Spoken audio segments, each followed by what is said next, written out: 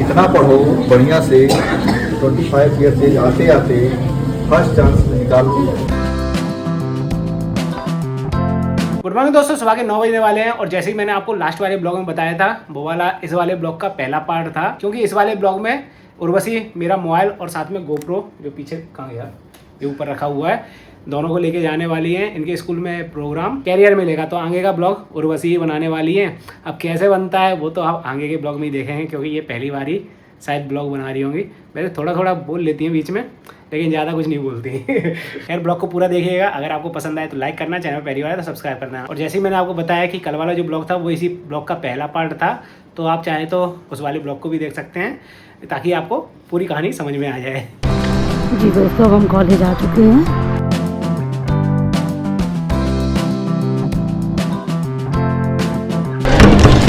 ये हम principal office में आ चुके हैं।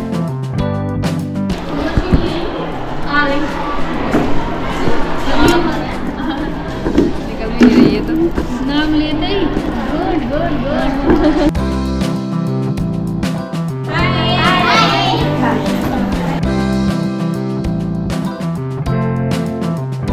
ये हमारी प्रिंसिपल मैडम है।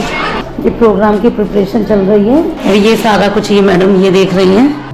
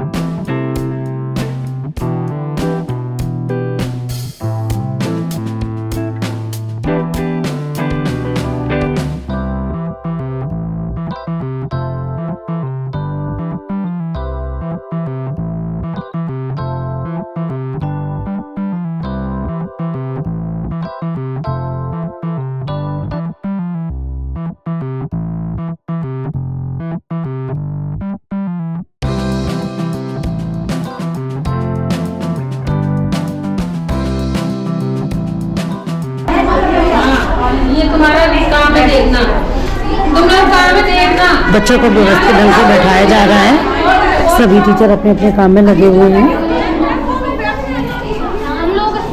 जिन बच्चों ने अपने अपने प्रोजेक्ट बनाए थे, सभी बच्चे अपने अपनी टेबल पे पहुंच चुके हैं। यहाँ आप देख सकते हो गेस्ट आने भी शुरू हो चुके हैं। थोड़ी देर में ही प्रोग्राम स्टार्ट हो जाएगा।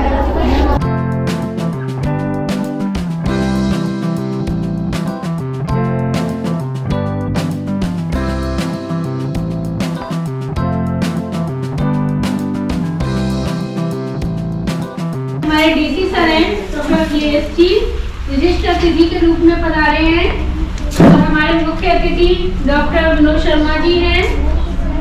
इसके अलावा हमारे एसएमडीसी सदस्य डॉक्टर नीरज सिंह जी हैं और प्रिंसिपल जिला पंचायत उच्चतर माध्यमिक विद्यालय डॉक्टर ब्रजमोहन गुप्ता जी हैं।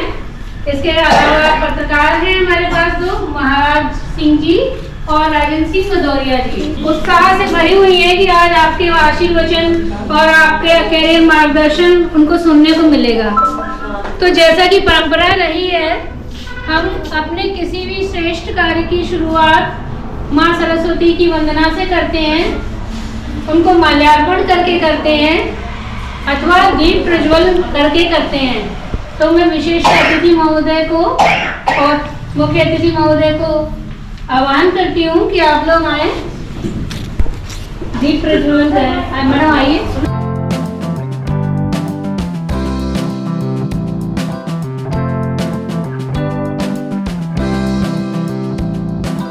इसी के साथ मैं आह्वान करती हूँ छात्राओं का कि वो आए और माँ सरस्वती की वंदना प्रस्तुत करें। माँ शारदे का तू वीणा बजा रही है, किस मंजू ज्ञान से तू जग को लुभा रही है।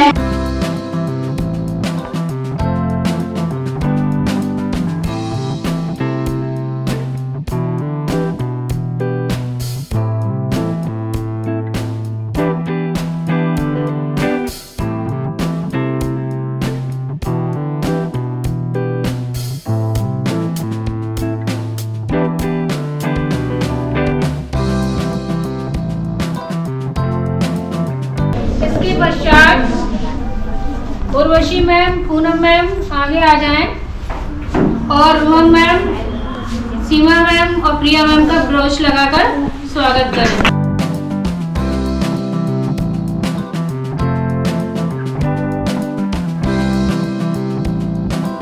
हो अभ्यागत करते स्वागत, आज तुम्हारा अभिनंदन, आज तुम्हारा अभिनंदन। मैं एक बार पुनः विद्यालय परिवार की तरफ से आप सभी का हार्दिक स्वागत करती हूँ। पहले कि प्रोग्राम आगे बढ़े, मैं थोड़ा सा इस पर प्रकाश डालना चाहूंगी कि हम किस उपलक्ष्य में ये आयोजन कर रहे हैं। हमारे यशस्वी मुख्यमंत्री जी द्वारा 5 सितंबर 2022 को उन बच्चों की कैरियर काउंसलिंग के लिए जो बच्चे गांव देहात में रहते हैं, जिन बच्चों के पास कोई सुविधा नहीं है, वो जान नहीं पाते कि अपने कैरियर को कैसे आकार दें, वो कौन कौन सा कैरियर चुन सकते हैं। बदलते दौर के साथ नित्य नए नए करियर ऑप्शंस हमारे सामने खुलकर आ रहे हैं और बच्चे उनके बारे में जान नहीं पाते। इसके साथ अगर जान भी लेते हैं तो उन्हें उन कॉलेजेस की, यूनिवर्सिटीज की जानकारी नहीं हो पाती है जहां वो उन कैरियर्स के बारे में पढ़ सकते हैं। फिर अगर वो जान भी लेते हैं तो कई बार आर्थिक समस्या उनके आड़े आ जाती है। तो जो ये पंथ पोर्टल है, इस पर बच्चों के लिए बच्चे इस पर अपना रजिस्ट्रेशन कर सकते हैं और इसके उपरांत 10th के बाद, 12th के बाद वो अनेक करियर ऑप्शंस को खोज सकते हैं। इनसे संबंधित स्कूल, कॉलेज की जानकारी प्राप्त कर सकते हैं। इसके साथ ही साथ अगर उनकी आर्थिक स्थिति उतनी अच्छी नहीं है और वो छात्रवृत्ति के माध्यम से आगे पढ़ना चाहते हैं तो वो भी जानकारी दी गई है। ये बहुत अच्छी पहल है एक कि वो बच्चे जो किताबें भी नहीं पा सकते हैं, जिनके गार्जियन इतने सक्षम नहीं होते कि महंगी महंगी किताबें खरीद के दें, तो ऑनलाइन ये एक ऐसा प्लेटफॉर्म लॉन्च किया है जिस पर बच्चे अगर चाहें तो बहुत कुछ सीख सकते हैं, आगे बढ़ सकते हैं। मंजिल मिले ना मिले ये तो मुकद्दर की बात है, पर हम कोशिश भी ना करें ये तो गलत बात है। पहले कभी मैं इस टाइप के कार्यक्रम में नहीं गया हूँ, पहली बार आया हूँ। यहाँ देख के मुझे लग रहा है कि बच्चे और अभिभावक अब भविष्य के प्लानिंग के लिए सोचने लगे, समझने लगे। पहले जैसा कि मैडम ने बताया वही क्रम चलता था कि 12th कर लिया, अब उसके बाद जो है सोचते थे कि अब क्या करना है। वैसे बहुत अच्छे जो आपने पोस्टर बनाए हैं, कई डिजाइन्स बनाए हैं, इन्हें देख के बड़ा अच्छा लग रहा है। 80% नहीं तो मैं कहता हूँ 60% क्वेश्चन वो होते हैं जो आपको टॉपिक लगाए हुए हैं और आप जो है उसमें एज सच क्वेश्चन देखते हो, आप तुरंत सॉल्व कर देते हैं। तो आप 12th के बाद एक ऑप्टोमेट्रिस्ट का डिप्लोमा कर सकते हो। आपने देखा आजकल आंखों की बीमारियां कितनी हो रही हैं। डेंटिस्ट का भी डिप्लोमा कर सकते हो आप। डेंटिस्ट का भी एक डिग्री भी होती है और एक डिप्लोमा भी होता है। हमारे घर की जितनी सीमा है, सीमा माने जितनी मर्यादा है कि हम 2 साल बाद अपनी बेटी की शादी कर देंगे। हमें ये पता बहुत अच्छे से जानते हैं कि आज सभी हमारे भारतवासी जितने हैं सभी जानते हैं, पहले जैसा तो उत्तर प्रदेश में रह नहीं गया कि बेटी को बाहर निकल जाने के लिए भी डर होता हो। अब तो बेटियां हमारी आजादी से घूम रही हैं, स्कूल जा रही हैं, बेहड़ में भी कोई डर नहीं रह गया है। पहले तो डाकुओं का बहुत डर था। तो अब सभी इस स्तर तक आ गए कि 12th स्टैंडर्ड आपने पास कर लिया, 12th में अच्छे नंबर आपने पा लिए और पीसीबी फिजिक्स, केमिस्ट्री और बायो में अगर आपने 50% अंक कम से कम बोल रही हूँ मैं, ये इतना तो चाहिए ही चाहिए पीसीबी में, तो आप एक ऑप्टोमेट्रिस्ट बन सकती हैं, डेंटिस्ट बन सकती हैं, एक स्टाफ नर्स बन सकती हैं, डॉक्टर बन सकती हैं। डॉक्टर भी कितने प्रकार के होते हैं, जैसे एमबीबीएस है। एमबीबीएस में जो सिलेक्शन होता है वो हाई रैंक में होता है। उसके बाद आयुष का मतलब होता है आयुर्वेद, होम्योपैथ और यूनानी। कृषि की खेती होती है, पता लगा एग्रीकल्चर के लोग आ गए, गांव के लोग कृषक बुला दिए गए, हमारे बच्चों को नहीं बुलाया जाता। अगर जिस दिन हमारे बच्चों को बुलाया जाएगा, वो कृषि की जो नीति है हमारे बच्चे सुनेंगे, उनके मन में होगा कृषि की इतनी बड़ी योजना हमारे लिए है। शरीर भी स्वस्थ रहे, मन भी स्वस्थ रहे और अपनी क्षमताओं के अनुसार अपनी स्किल्स का ज्ञान हो, हमारे अंदर क्या बनने का ज्ञान। जिद करो नहीं, हमें पढ़ना है, हमें पढ़ना है, हमें अपने स्किल्स के अनुसार पढ़ना है। मोती कभी भी किनारे पर खुद नहीं आते, उन्हें पाने के लिए तो समंदर में उतरना पड़ता है। अपना लक्ष्य निश्चित करें, उस पर आगे बढ़ें, प्रयास करें तो सफलता निश्चित ही आपके कदम चूम ही लेगी, है ना। इसी क्रम में हमारी नन्ही मुन्नी छात्राओं ने एक गीत प्रस्तुत किया है, नृत्य है, और वो मैं चाहूंगी कि वो आए और अपना नृत्य प्रस्तुत करें।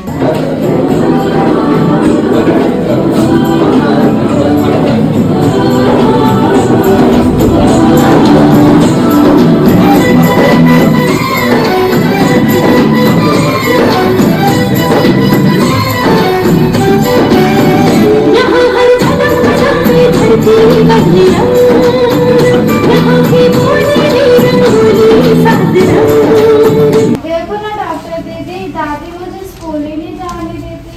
ए छोरी तू चुप कर।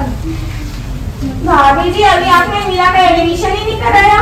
अरे डॉक्टर दीदी, वही तो मैं अपनी माँ जी से बोलती हूँ कि मीरा का स्कूल में दाखिला दिला दो, लेकिन मेरी से यहाँ सुनता ही कौन है। और मुन्ना कहाँ है? मैं उसको पोलियो ड्रॉप पिलाने आई थी। वो सुबह पता नहीं कहाँ निकल गया। भगवान देखो, अखबार में कितनी अच्छी कविता है, सुनाकर बताऊं? हाँ सुनाओ। कहती बेटी बाम बसार, मुझे चाहिए प्यार दुलार, बेटी की अनदेखी क्यों करता है निष्ठुर संसार। सोचो जरा हमारे बसा सकोगे मेरे परिवार, कष्ट लेकर यौवन तक उस पर लटक रही तलवार, मेरी विदा वेदना का हो स्थायी उपचार। बेटी बचाओ बेटी पढ़ाओ, बेटी बचाओ बेटी पढ़ाओ। धन्यवाद। ये सब वेरी गुड। ये सब इसलिए वही है कि रीजनिंग की तैयारी करो और पढ़े दाव लगाओ। अच्छा, आईपीएस बनने के लिए आपको क्या क्या जानकारियां हैं? इतना पढ़ो बढ़िया से, 25 ईयर से आते आते फर्स्ट चांस निकालो। ब्यूटिशियन में पहले जानो कितने प्रकार के हमारे ब्यूटिशियन के, एक होता है हेयर कटिंग, एक होता है फेस ब्यूटिशियन। अब फेस ब्यूटिशियन में तमाम प्रकार के होते हैं। लेकिन आप इंटर के बाद कभी भी ये मत सोचना कि डाइटिशियन का है। मैडम से भेंट करना, मैडम आपको साइफाई ले जाएगी और वहाँ बताएंगे और वही कोर्स करना। डायरेक्ट एडमिशन होगा, जीएनएम कोर्स के लिए होगा, नर्स कोर्स के लिए होगा। सभी आ रहे हैं? Yes ma'am.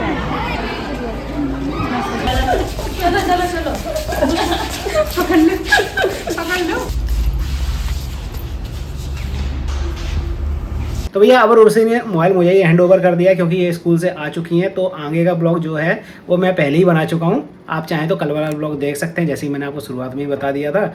और अगर आपको ये वाला ब्लॉग पसंद आया हो तो लाइक कर लेना, चैनल पहली बार है तो सब्सक्राइब कर लेना। फिर मिलेंगे दोस्तों आपसे कल वाले ब्लॉग में, तब तक के लिए